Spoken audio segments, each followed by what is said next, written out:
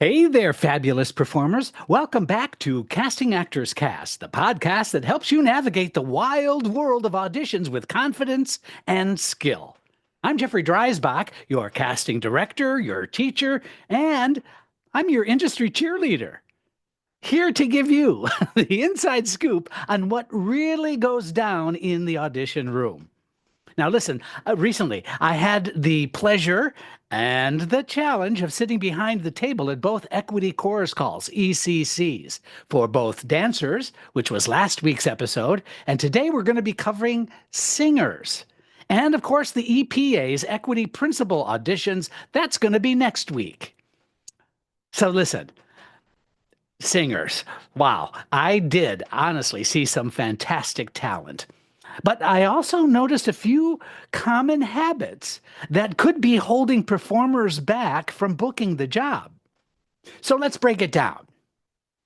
If you want to up your audition game, stay tuned because I'm about to share some audition gold. This is Casting Actors Cast. Casting Actors Cast, what a show! With Jeffrey Dreisbach, we're ready to go. From agents to gigs, learn what you lack. Tune in every week, we're bringing you back. We're going to kick off the show right after this.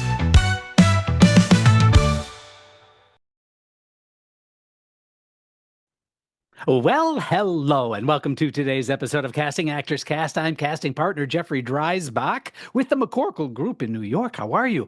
I hope you're having a good day. I'm looking forward to sharing this ECC experience that I had with singers auditioning for Camelot at the Barrington Stage Company.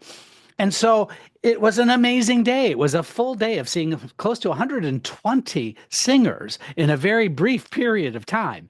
And so I wanted to give you some inside tips of things that I observed that might be useful for you. Now, as I said in last week's episode, you may say, well, I'm not a singer, so this doesn't really apply to me. Listen, I think that there's going to be some audition gold, as I said in the introduction, that might even help you, even though you might not think of yourself as a singer. Some of these audition tips are really important and useful, and I also think universally helpful. So stay tuned. By the way, as I said last week, it's also true this week as I've had more coffee than God ever intended. So I'm going to talk really, really fast. So hopefully this won't be a very long, involved podcast. It's going to be entertainment in the educational space. That's the way I take a look at it. So let's talk about some singing audition tips. But first, I just wanted to let you know to check out the website, Casting Actors Cast, all one word.com, castingactorscast.com. You're going to find all kinds of cool information. There's the blog called Jeff's Jots. There's the book called Jeff's Jots. There's a form that says dive into the talent pool. Filling that form out just gives me your name and email address. I don't do anything with that, by the way. I'm not a spammer. I might occasionally, promote an episode, but I rarely do that. That's going to open up some freebies, though. It's a book on doing voiceover work. It's also a video, casting secrets, what they don't tell you, all kinds of cool stuff. Also, please check out the YouTube channel, Casting Actors Cast on YouTube. Those podcast videos are being simulcast as I'm doing them, so it's both audio and video, so you can watch me do the podcast as well. Thank you for that. And also, just to mention that I'm looking to doing a live event in New York City. I'm going to give you the dates and the times. This is through the wonderful folks at Actors Connection, and hopefully, fingers crossed, also contributing to the production of that would be the Broadway Podcast Network that I hope is going to be involved as well. I'll give you more information as it comes available, but stay tuned for that. I think it's going to be really, really fun. All right, let's jump into it. We're going to talk about singing audition tips. Number one. So I have to say, overacting and over singing. Less is more. Understand that big emotions and vocal theatrics might seem very, very impressive, but you know what? They can quickly become overwhelming. If you consider just simply showing authenticity and connection to the material rather than pushing too hard or showing off your vocal acumen, ooh, good word. I think that's a really, really good idea. It's not about impressing us. If that's your goal when you walk into the room, it's not going to do that. It's not going to have the effect that you're hoping for. Why? Because your focus is on that. It's not on being present in the room. And that's what you need to be, especially when you're going to be singing a song, because singing is poetry. So you're going to be sharing a poem with us. So have that in mind. Have the storytelling part of the way in which you perform your song be the most important thing you bring into the room. Speaking of bringing into the room, I can tell you that Actors Equity Association allows you to sign up for the various time slots that are available. You sign up for those. Then when you show up to the holding room is what they call it. And that's where all of the singers gather and get put in sequential order. So you can sign up online. Now, listen, if you haven't signed up online, you can still go, but you might have to wait until there's a slot that's available for you to step into. So it's not a terrible system at all. In fact, I think it's very, very fair. Actors Equity works really hard on keeping things on the up and up, fair and square. Our office is one of those offices that really wants to see non-equity as well. So the three choices we get before the auditions start is the equity monitor. It's an equity appointed person who helps organize all of those performers who are going to be coming into audition one at a time. They ask the following three questions. One, do you mind people singing from the show? I'll answer that in just a minute. Two, will you be seeing non-equity performers? To which I always answer yes. Well, first of all, because this was for Barrington Stage, I know that there's some slots available for non-equity performers in the productions for the season. So therefore, we do say yes to that. Plus, I always really like it's just me, right? I really want to give anybody an opportunity to be seen if I can. The third thing that I get a question on is, do you accept drop-offs? In other words, if an actor were to show up, not be able to get a slot, be non-equity, but not have the time to kind of participate in the orderly process of the audition, can they just drop off their resume for me to take a look at? I answer no. I just can't. It's just about, that's too much for me to be able to handle in a single day. If I took all of those drop-offs and I actually had the time to scrutinize them, I'm still not getting any information about you as a performer. I get your picture, I get your resume, but I don't get a sense of who you are. And therefore, my brain cannot hold that much information. And I also, this is going to sound really snobby, and I apologize in advance if it does, but if you don't have the time to audition, then that's on you. That's not on me. So please don't consider just dropping a picture and resume off. First of all, they're expensive, right? Second of all, there's a good chance I'm not going to have the time to take a look and give you the time you deserve. But if you're showing up to audition, that's a different story. We can start a relationship when that happens. I hope that makes sense. All right. If I'm too snobby, please let me know. I mean, you get it, I hope. Yeah, you're a smart audience, so I know you get it. All right, let's move on from there. Let's talk about clothing. I think it's important to dress smart, not distracting. Here's the filter I would suggest you consider. Wear something that makes you feel comfortable and confident and allows you to breathe easily. Period. End of story. Please do this. Avoid overly formal outfits or anything, honestly, that restricts your movement. Super tight jeans or, gosh, I still see on occasion people dressing in costume in a way. Please make sure that it's comfortable. I have a lot to say about this. So again, I always feel like I'm taking the risk of sounding a little bit snobby about some of these things. But ladies, I have to say, if you're wearing a short skirt, be very, very aware that when you walk over to the accompanist and you lean over to show the music and pick the tempo for the accompanist to play your song, that is not always an attractive situation to be in. I hope you can see that I'm painting that picture. It's just a matter of being conscientious. You might look lovely in that dress, but again, too short of a dress where you're moving and then bending over to talk to the accompanist, it's just not necessarily something that you would feel comfortable if you knew that that was something that we had no choice but to see what was going on. I guess that hopefully makes the most sense. So be careful about that. I also see some stylized clothing, which I think is fine. It's part of your brand or whatever. But I also see people who don't give it any thought whatsoever. I don't want you to overly dress. I don't want you to weirdly dress. I think it's just comfortable and confident and professional. That's the way to think of it. Wear clothing that makes you feel good about yourself, and then you're done. That's all you need to do.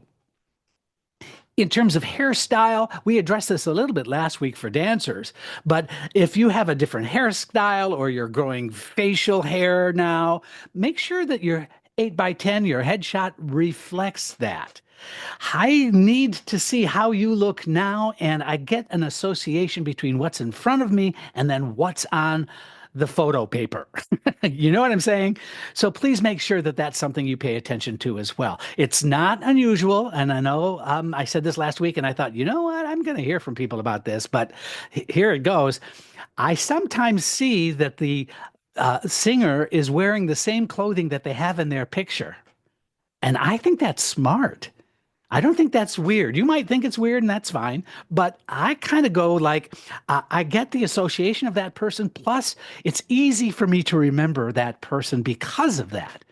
And after you've left the room, and after I've seen 120 singers that day, wouldn't you want that impression that is a positive professional impression to last? That's why I suggest that the way I do. Anyway. All right, let's move on from there. Number 3, I got several of these, but I have numbered these, and I don't think that they're in any kind of level of importance, but listening to yourself instead of investing in the character. I'll repeat that. Listening to yourself instead of investing in the character. That's something I see quite frequently. Singers who focus too much on their technique instead of the story end up feeling disconnected.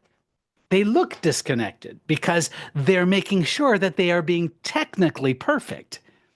So just make sure that you're emotionally present in the performance. Being emotionally present means that you are singing to someone specific, if it applies, if that song makes sense, that you're speaking to somebody specific. Visualize that other person. Connect to that other person in the song. That will help you emotionally. That'll help you project appropriately.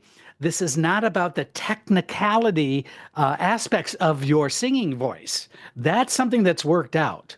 Just like dancers who watch themselves in the mirror, watching or thinking or listening to yourself in the audition is not helpful for you. Let's move on from there. Choosing the right tempo. I think there's value in letting the song breathe. Picking the right tempo is absolutely crucial. You see, if the tempo is too fast, then you have and run the risk of losing phrasing.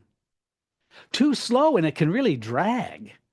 Find a natural flow, one that complements the storytelling of the song. That also relates to what I was just talking about in terms of making connection. Tell me the story. We're going to continue the conversation right after this. Are you wishing for acting success? Are you ready with audition techniques for theater, film, and television? Are you ready with proven methods for growing your talent? Are you ready to boost your business? It would help if you had a playbook to guide you. Now, there's Jeff's Jots, the Actor's Career Playbook by Jeffrey Dreisbach.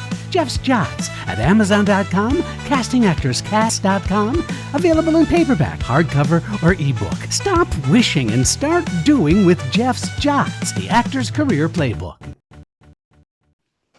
Another related element that I want you to be aware of is please be careful and not show the effort of your singing technique. That's what I was talking about. See, I think great singers that I've had experience with in the audition room, they just make it look easy. See, if I get the sense that your face is tense or you seem strained, especially vocally in the neck, I see that sometimes. Boy, it really does distract from the performance. Keep your technique under control and let the sound flow effortlessly. You know what? No two voices are alike.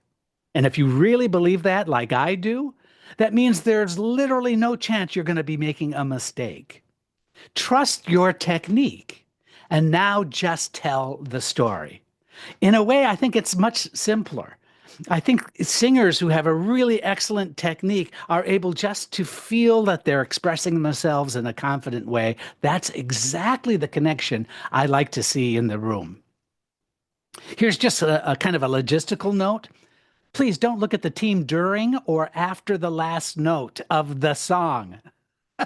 Happens all the time. See, looking directly at the casting team or the music director or whoever sitting at the table, because there's the table and then there's you, it can really feel awkward for everyone. I think if you keep your focus and stay in the world of the song, maintain your presence without making eye contact is a really great tool.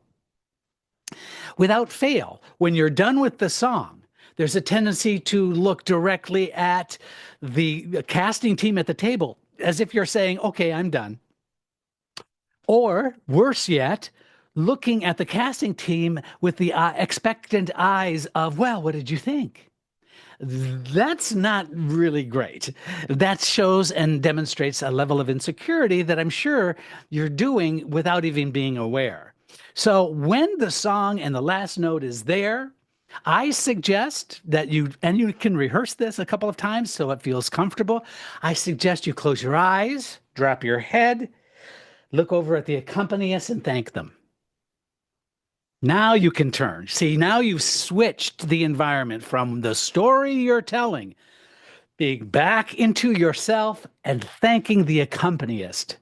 That is such a practiced routine that makes an impact. Okay, I just made you a lot of money right there. I just want you to know that.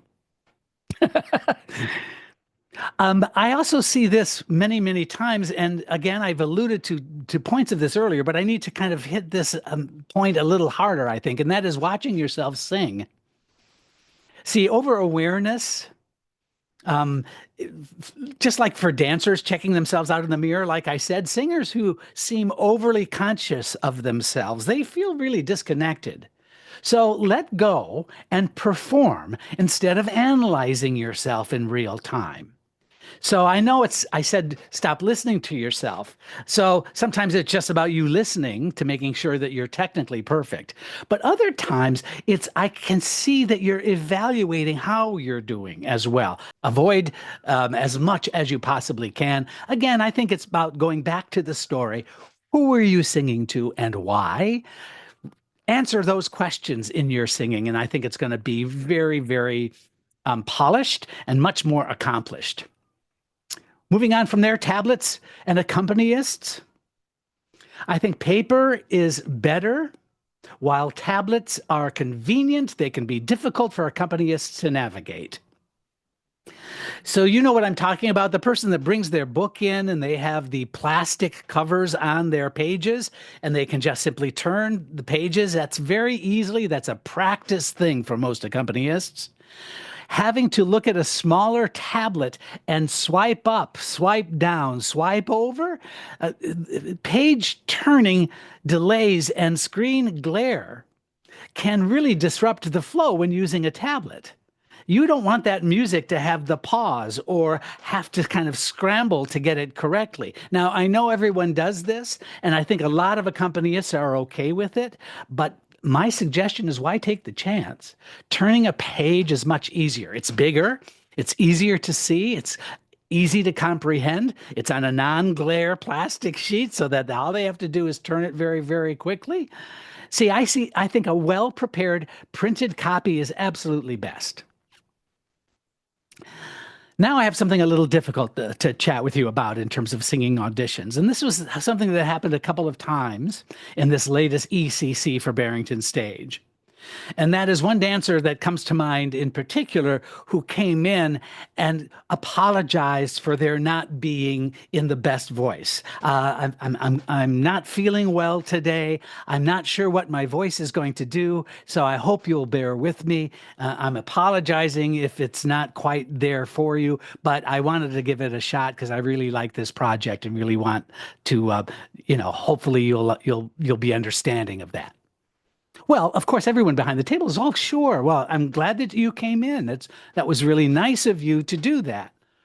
And I'm thinking, well, I've always heard that you shouldn't make excuses or try to apologize for something. On the other hand, there was a genuineness about that I thought, well, you know what? I would honor that. So let's just hear. Well, guess what? That changed the way I was going to hear this performer. And the performer had a really loud, very present voice. Sort of knocked me off my seat, I have to say. There were a few, cracks, near the top. And I would say that this actor is of a certain age. So, that was something that I was accommodating. But yet the idea was that I was still very impressed for somebody who wasn't feeling well to still show up and be able to deliver that kind of a tune, even though there were a couple of missteps in the song itself. And then the actor, I said, well, gosh, I said, thank you. And I'm really impressed that you made the effort to come in for this, despite you not feeling well. I hope you feel better. Thank you very much. He was like, thank you. And then he left. Well, the music director at that point turned to me and said, he does that at every audition for the past several years. Let me just let that sink in. So I felt, I didn't feel angry at all. I felt sad. I felt sad because this person was manipulating the situation, hoping and thinking that it was to their advantage to talk about whatever shortcomings they had and filter it through illness, filter it through, I'm not feeling well, so I hope you'll be understanding of that. Now, imagine if we really thought that actor was right for our project. By the way, he wasn't right for our project. So, let's just take that off the table. It wasn't that I dismissed him because of that. I didn't. It was simply because it didn't fit into the world of what we were looking for. So that's off the table, right? But here's the thing. If he was right, and we had brought him in, and he started rehearsals, and because of his own physical issues, was not able to sound well at 100%, can you imagine the difficulty of saying to that performer, we're going to have to let you go because we assumed that you were sick then and went with you now? So I guess what I'm trying to say is there's something disingenuous about coming into an audition like that. So I think it's important to own your performance. And what I really want to say is that if you're feeling under the weather, I want you to think about keeping it to yourself. I think announcing vocal issues beforehand, it just simply draws attention to weakness rather than strengths. And I would suggest just do your best. Let us make that decision or that choice. I think that that's a very clean approach. The manipulative side of things is not necessarily going to serve you. Certainly not going to serve you over time. All right, let's move on from there. I get this question quite a bit. Should you use a song that's from the show? So here's my answer. Unless it's specifically requested, I would suggest avoid singing a song from the show. Finding material or having material that is in the style of the writing of the show, that can be a really good idea. But singing from the show, invariably opens up an additional can of worms. It can invite direct comparisons to how casting or how the vision of the show is performed. We might have a specific idea about that character. And if you are singing the song and it's not necessarily hitting the mark with the vision we have in mind, you've now just automatically kind of defeated the purpose. It's even if you've played the role. This has happened sometimes. You've played that role. You thought, well, I'm just going to sing from the show because I played the role. Let them see how I did the role. Consider that there may be a different way in which people are going to be doing this particular production. And so just trying to fit into the production actually is more limiting, I think. Again, picking material that reflects the similarities is much, much more valuable. All right, let's move on from there. Confidence creates a confident audition. I'm going to say that again. Confidence creates a confident audition. See, your energy really affects how we see you. So even when walking in, knowing that you're meant to be there, you're confident. A confident performer is much more engaging than a tentative one. So if you are approaching the audition a little nervous, a little scared, I get it. We're all nervous. We're all scared. That's absolutely the truth. But the one who comes in and sort of faking it till you make it, like I said in the last episode, I think that's a good idea. But I think it's also just that sense that you belong that can make a huge impact on the casting team. By the way, you don't know necessarily what we're looking for. So you just have to be the best you can. Listen, I hope that this was helpful for you today. Please don't forget to leave me a review, a like, a thumbs up. Check me out on the YouTube channel if you like. I'll look forward to our next and final installment of these 3 ECCs, EPAs, as we cover actors in our next episode of Casting Actors Cast. Thank you so much. I'm Jeffrey Dreisbach. It's been great having you in our talent pool today. Your support means the world to us, so please consider sharing, liking, and reviewing this episode wherever you jump in. I'm Megan Grace Martinez. Thanks. From monologue